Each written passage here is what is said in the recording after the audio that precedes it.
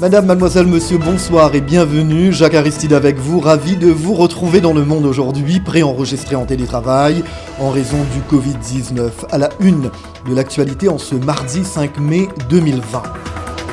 Le coronavirus en Afrique, l'OMS préconise des essais cliniques rigoureux sur la pharmacopée traditionnelle sur le continent, comme les traitements issus de plantes médicinales.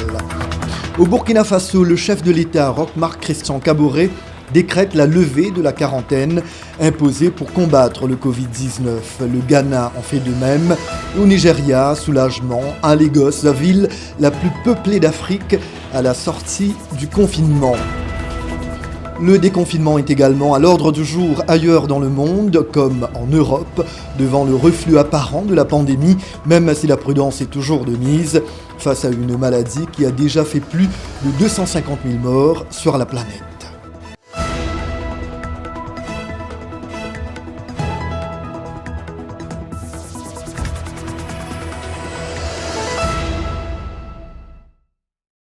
Le bureau régional de l'Organisation mondiale de la santé pour l'Afrique préconise que de nouvelles thérapies ou des médicaments à base de pharmacopée traditionnelle contre le Covid-19 subissent des tests rigoureux avant leurs essais à grande échelle, comme à Madagascar. L'agence onusienne maintient que même lorsque des traitements sont issus de la pratique traditionnelle et de la nature, il est primordial d'établir leur efficacité et leur innocuité. Elle ajoute que des plantes médicinales telles que l'Artemisia annua sont considérées comme des traitements possibles du Covid-19, mais des essais devraient être réalisés pour évaluer leur efficacité et déterminer leurs effets indésirables. Madagascar a mis au point un traitement curatif contre la maladie à base d'Artemisia qui est actuellement vanté à travers plusieurs pays d'Afrique, malgré les réticences de l'OMS. D'autres développements sur le continent.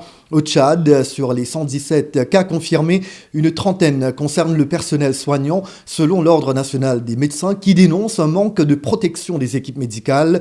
Le gouvernement n'a pas encore réagi. Au Niger, le ministre de l'Emploi et du Travail, Mohamed Ben Omar, est mort d'une infection au nouveau coronavirus, d'après la télévision publique du pays. Il était âgé de 55 ans.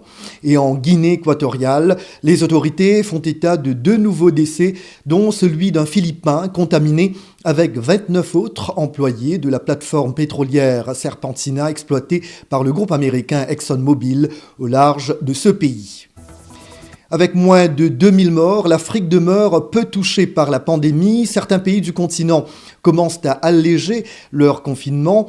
Après l'Afrique du Sud et le Rwanda, le Burkina Faso et le Ghana en font de même, au grand bonheur de leur population, comme nous allons le voir avec Thierry Kaoré.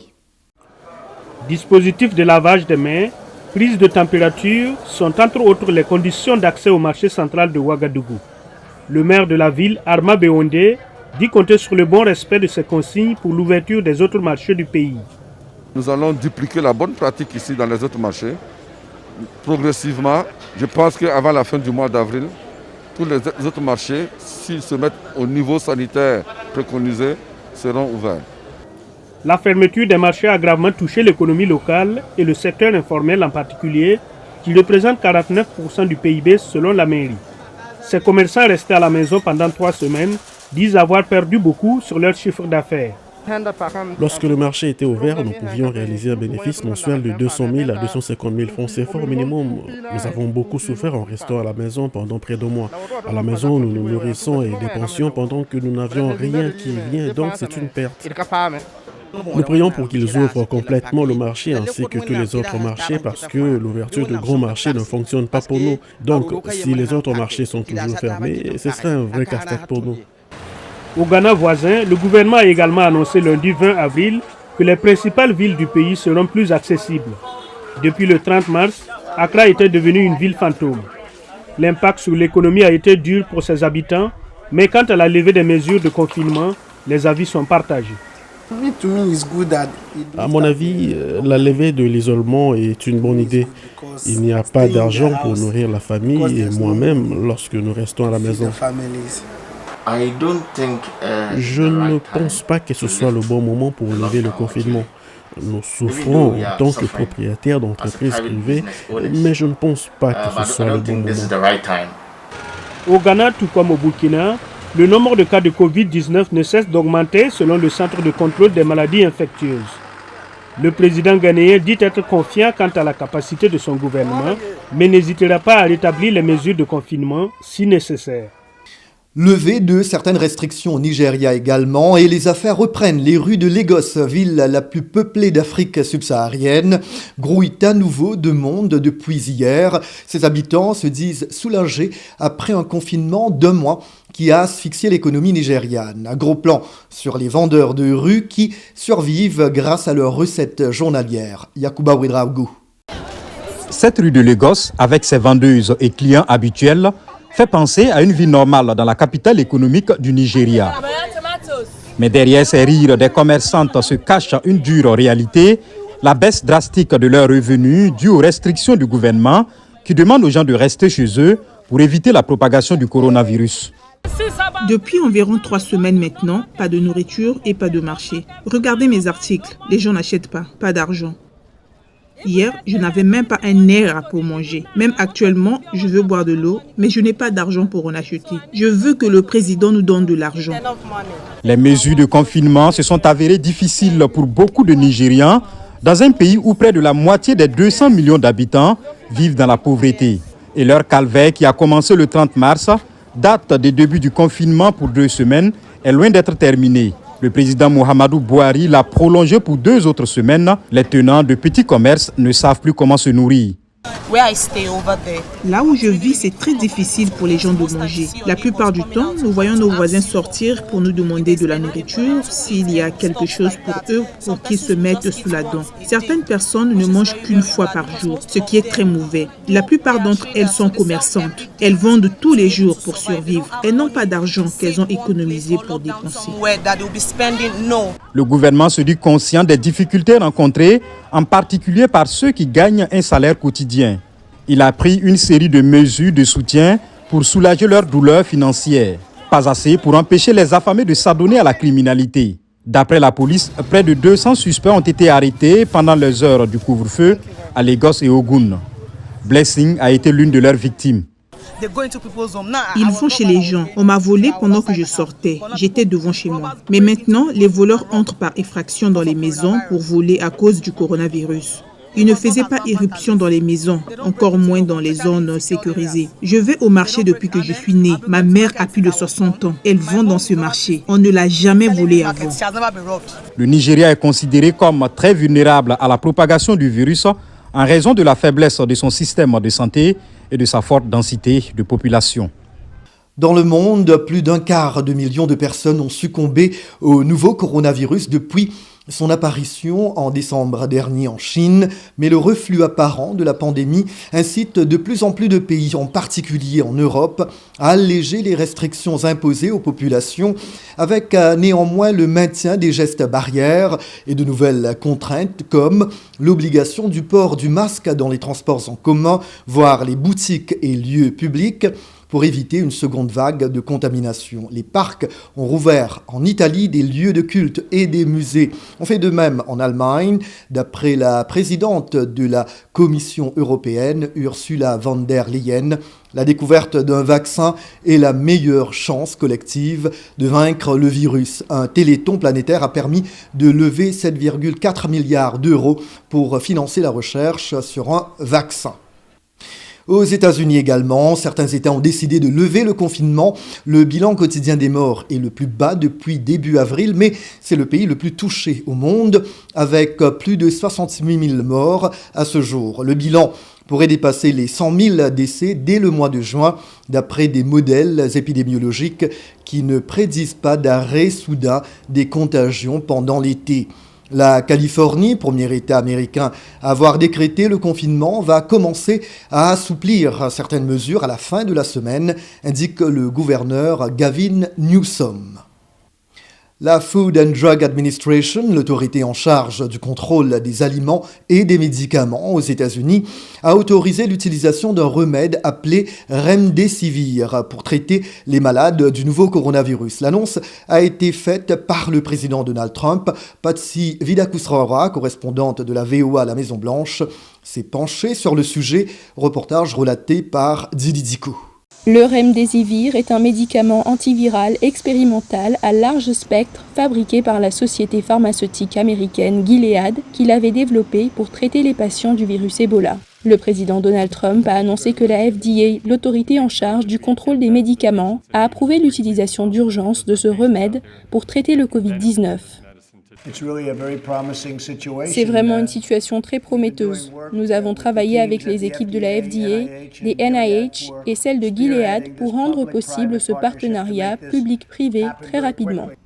Des études préliminaires ont montré que le remdesivir peut aider les patients de coronavirus à récupérer en moyenne 4 jours plus vite. Ce n'est pas un médicament qui va tout changer, mais c'est un remède très important pour plusieurs raisons. Premièrement, cela montre que nous pouvons en effet avoir un impact sur l'évolution de la maladie pour ceux qui sont très malades. Deuxièmement, cela nous permettra de mieux allouer nos ressources dans les hôpitaux en termes de lits, de vêtements de protection et de personnel soignant afin que nous puissions protéger au mieux les personnes les plus à risque. Le PDG de Gilead, Daniel O'Day, a déclaré que la société fera don de 1,5 million de flacons de remdesivir et qu'elle travaille avec le gouvernement fédéral pour distribuer le médicament aux patients dans le besoin. La FDA a précédemment autorisé l'utilisation d'urgence de l'hydroxychloroquine, un antipaludéen, pour lutter contre le Covid-19, mais elle a ensuite émis un avertissement contre son usage en dehors du cadre hospitalier et déconseillé le médicament chez les patients ayant eu de graves problèmes cardiaques. Dans l'absence d'autres traitements avérés, les agents de santé envisageront probablement le remdesivir, en particulier pour le traitement des patients gravement malades. Le remdesivir n'est pas destiné aux 85% de patients légèrement atteints de Covid-19. Il ne convient pas à ceux qui peuvent vaincre la maladie à la maison en restant au lit, en prenant du repos et en buvant beaucoup de liquide. Cette autorisation a été délivrée pour les populations gravement malades, pour ceux qui ont vraiment besoin d'aide en ce moment. L'autre grande nouvelle de la Maison-Blanche ces jours-ci est le retour des points de presse du porte-parole de la Maison-Blanche. Je ne vous mentirai jamais, vous avez ma parole là-dessus. En ce qui concerne le calendrier des séances d'information, nous allons bientôt l'établir. J'en ferai l'annonce. Une date pour le redémarrage de ces points presse est donc attendue prochainement. Londres et Washington débutent ce mardi leur pourparlers en vue d'un accord de libre-échange qualifié d'ambitieux après le Brexit, la sortie du Royaume-Uni de l'Union européenne. Le premier cycle de négociations va durer environ 2 semaines. Le Premier ministre britannique Boris Johnson a vanté les possibilités commerciales qu'ouvre selon lui le Brexit, en particulier avec son allié américain. Mais ses opposants craignent qu'un nouvel accord se fasse au détriment des normes en matière d'environnement et d'alimentation, avec l'arrivée de poulets au chlore ou de bœuf aux hormones américains dans les étals britanniques. Retour en Afrique, alors que d'autres pays du continent ont reporté leurs élections en raison de la pandémie de nouveau coronavirus, le Burundi a donné le coup d'envoi de sa campagne électorale la semaine dernière avec des rassemblements géants attirant des dizaines de milliers de personnes. Le pays a un taux de contamination relativement faible en Afrique, mais est-il suffisamment préparé pour tenir des élections en cette période de crise sanitaire ? Thierry Kaoré a joint Keti Niviabandi, militante des droits humains et membre fondatrice du mouvement des femmes et des filles pour la paix et la sécurité au Burundi. D'abord, il est assez invraisemblable d'imaginer d'avoir des élections au mois de mai en pleine pandémie globale, à l'heure où le monde entier est en plein confinement, y compris en Afrique. On a vu de grandes mesures prises partout sur le continent pour justement protéger la population et diminuer les risques de propagation du virus. Donc, il n'y a aucune mesure qui a été prise pour diminuer les risques de propagation. Donc, les rassemblements populaires continuent, que ce soit pour les élections ou pour autre chose. Les écoles restent ouvertes, la vie continue au quotidien, les marchés sont ouverts. Donc, la vie vraiment a continué son cours. Maintenant, au niveau des élections, nous sommes en pleine campagne. La manière dont la campagne se déroule, c'est qu'il y a de grands rassemblements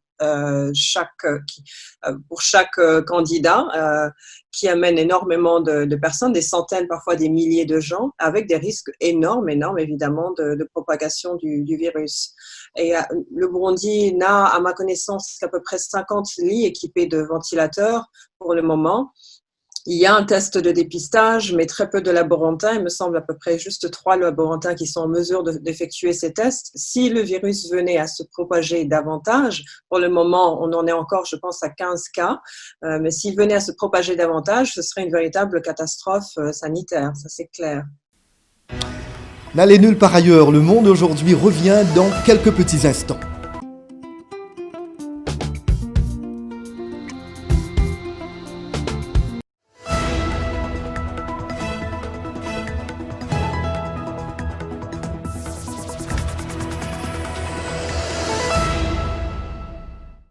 Merci d'être toujours avec nous dans Le Monde aujourd'hui, une émission de VOA Afrique. Nous vous proposons maintenant la tranche économique. Comme tous les mardis, ce soir, Eric Manirakiza fait notamment le point sur la situation des filières cajou et coton en Côte d'Ivoire.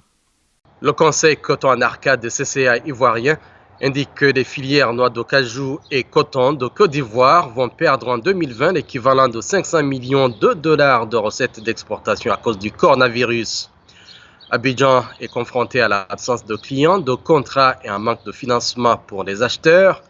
Selon le directeur du CCA, Adama Koulibaly, les offres en direction de la Côte d'Ivoire étaient de 1 400 $ la tonne pour la noix de cajou sur le marché international. Mais les mêmes contrats négociés ont chuté à l'apparition de Covid-19 pour se situer à 900 $, soit un gap de 500 $ sur 600 000 tonnes de produits à exporter vers le Vietnam et l'Inde. La Côte d'Ivoire espérait une production de 800 000 tonnes sur 2019-2020, mais cet objectif ne devrait pas être atteint. En revanche, celle de coton 2019-2020 devrait croître par rapport à la précédente récolte de 458 000 tonnes qui a hissé le pays au 3e rang africain. La production de coton graine absorbée par les industries textiles en Asie, Bangladesh, Chine, Thaïlande a subi le même sort. Négocié à 1007 francs CFA le kilogramme, le prix a baissé pour se situer à 600 francs CFA le kilogramme pour une production de 170 000 tonnes à exporter. Le gouvernement a annoncé en avril une enveloppe de 250 milliards de francs CFA pour soutenir les grandes cultures agricoles d'exportation, dont le cacao et la noix de cajou. Les cultures en elles-mêmes ne sont pas pour l'instant pas impactées directement par l'épidémie, mais les exportations risquent de chuter en raison de la récession économique mondiale. Le secteur ivoirien de l'anarcade compte 250 000 producteurs regroupés dans une vingtaine de coopératives et emploie 2 millions de personnes directement et indirectement. En Afrique australe, le groupe Glencore a annoncé la reprise de l'activité de ses mines de cuivre en Zambie pendant 3 mois, mais confirmé son intention de les fermer définitivement ensuite en raison de la baisse des cours et de la pandémie de coronavirus. Le géant minier a mis en sommeil début avril les 2 sites zambiens de sa filiale locale Mopani Copper Mines, s'attirant les foudres du gouvernement et des syndicats qui s'inquiètent de la mise en péril de ces milliers d'emplois. L'entreprise a précisé qu'elle continuait pendant cette période à discuter avec le gouvernement de la situation. Selon le syndicat des mineurs de Zambie, MUSE, la décision de Glencore menace 11 000 emplois dans le pays. Basé en Suisse, le géant minier a fait savoir la semaine dernière qu'il envisageait des coupes de 1 à 1,5 milliard de dollars dans ses dépenses d'investissement en 2020 à cause des perturbations causées à ses activités par le Covid-19. Au Nigeria, les mesures de confinement prises pour lutter contre la propagation du nouveau coronavirus ont été particulièrement difficiles pour l'industrie du mariage, très dépendante de la possibilité d'organiser des rassemblements de foule. De Jos, le reportage d'Ifiok Etang, Dididiko raconte. Patience Ozohu est maquilleuse et consultante en beauté depuis plus de 20 ans. Jusqu'à l'arrivée du nouveau coronavirus au Nigeria, son business a toujours été très lucratif. Mais désormais, elle doit éviter les contacts physiques avec ses clients, une tâche difficile pour une maquilleuse. À cause des différentes textures des produits que nous utilisons et du grain de peau qui diffère d'un client à l'autre, nous devons être capables de jauger ces différents facteurs afin de ne pas faire de gaffe dans notre travail. Si nous ne sommes pas capables de toucher et de sentir les textures, cela pose un grave problème. Un mariage nigérian coûte environ 13 000 $ et les mariages de personnalités coûtent un peu plus d'1/4 million de dollars. Cette industrie génère des dizaines de millions de dollars chaque année au Nigeria. Mais en raison des restrictions prises par rapport au Covid-19, l'industrie du mariage est confrontée à de nombreux défis. J'ai plusieurs réservations qui ont été faites bien avant la pandémie de Covid-19 et maintenant nous devons remanier tout le calendrier et déplacer les rendez-vous pour les mariages. Les clients paniquent, certains veulent annuler leurs réservations et d'autres veulent une réduction.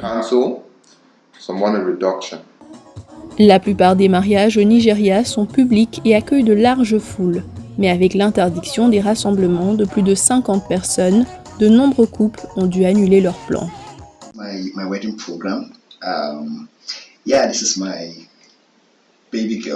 Voici mon programme de mariage et ma tendre fiancée Nyagsan. Le 25 avril aurait dû être notre jour de mariage, mais nous avons dû tout changer. Ce couple explique que la pandémie les a forcés à changer tout leur programme. J'ai dû contacter nos fournisseurs et prestataires pour le mariage, de la location de la salle pour obtenir une nouvelle date, aux traiteurs s'occupant de la restauration et des boissons. Avec la pandémie, tout a changé. Mais Patience Ozoru est optimiste. Elle affirme que son entreprise trouvera de nouvelles façons de fonctionner dans le respect des mesures sanitaires. I would have to use gloves, I would have to use a face mask, if possible use a face shield. Je vais devoir utiliser des gants et un masque. Si possible, je vais utiliser une visière pour éviter les transferts de gouttelettes lorsque le client et moi discutons. Je vais également stériliser autant que possible mes outils de travail. Malgré les nouvelles restrictions pour limiter la propagation du Covid-19, certains couples choisissent l'amour à la peur de contracter le virus. Une attitude qui donne de l'espoir aux professionnels de l'industrie du mariage. Au Cameroun, le personnel du Limbe Wildlife Center donne des vitamines aux primates dont il s'occupe. C'est l'heure de la prise des vitamines au Limbe Wildlife Center. Les vétérinaires tentent de renforcer l'immunité de cette population de primates du sanctuaire. En plein confinement mondial, le responsable en chef, le docteur Victor Veseke Ndjoudje, craint que la proximité génétique des singes avec les humains ne les rende également vulnérables aux infections. D'autres solutions que nous avons trouvées ont été d'assurer des mesures de sécurité sanitaire et hygiénique quotidiennes. Toutes les cages ont été soigneusement nettoyées et désinfectées avec une concentration appropriée d'eau de javel. Mais si la maladie n'attire pas les résidents ici, y compris les gorilles et les chimpanzés, un manque de fonds pourrait se faire sentir. Le centre, qui dit protéger les espèces sauvages menacées par la déforestation, le commerce illégal d'animaux et les maladies, est fermé depuis 1 mois. Cela a bloqué un flux d'argent provenant des visites publiques.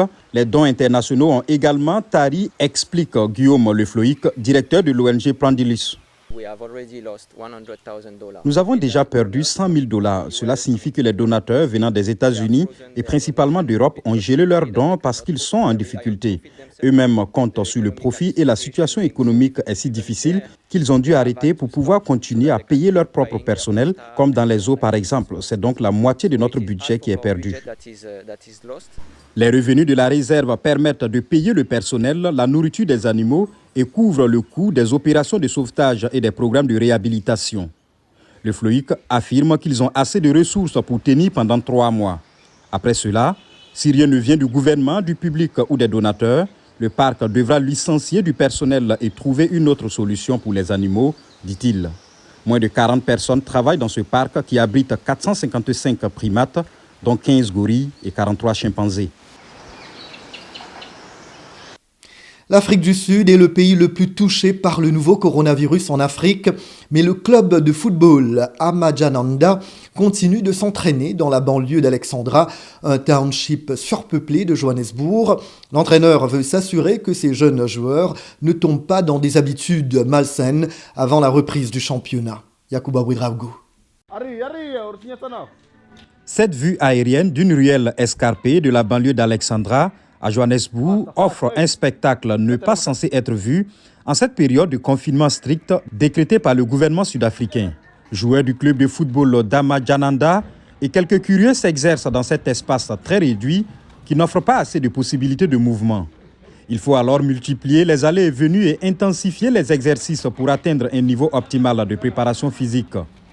Le coach d'Amajananda veut que ses poulains gardent le rythme, mais pas que. Fondamentalement, maintenant j'entraîne les garçons juste pour les garder en forme, mais qu'ils ne s'adonnent pas à de mauvaises pratiques. Donc au moins pour les garder en forme, de sorte que lorsque la ligue reprendra, nous serons à égalité. Il ne faut surtout pas sombrer dans les stupéfiants, car dans cette banlieue pauvre d'Alexandra, la pratique est courante et la tentation est forte, même chez les sportifs. Faire du sport les aidera beaucoup en les éloignant des drogues et de l'alcool. Le sport les éloignera de ces choses. Continuer donc à s'entraîner malgré le confinement pour ne pas perdre les bonnes habitudes est vital pour ces joueurs. Nous n'avons jamais arrêté de jouer, mais depuis qu'il y a ce confinement, nous restons à la maison, ce qui est quelque chose d'inhabituel. Parmi les professionnels qui veulent garder leur forme physique, il y a quelques curieuses. Des filles comme Chatel Ndlamini qui profitent des leçons de préparation physique de ces sportifs. En tout cas, c'est mieux que de rester à la maison à ne rien faire durant cette période de confinement. C'est important parce que nous restons assis à la maison à ne rien faire. Ça nous permet de faire autre chose que de simplement nous asseoir, à manger et regarder la télévision. Et lorsqu'une unité de patrouille de la police les surprend, des excuses du coach suffiront pour leur permettre de poursuivre. Mais il faut sans doute se dépêcher et arrêter, car pas sûr qu'une autre équipe de patrouille policière ait la même tolérance.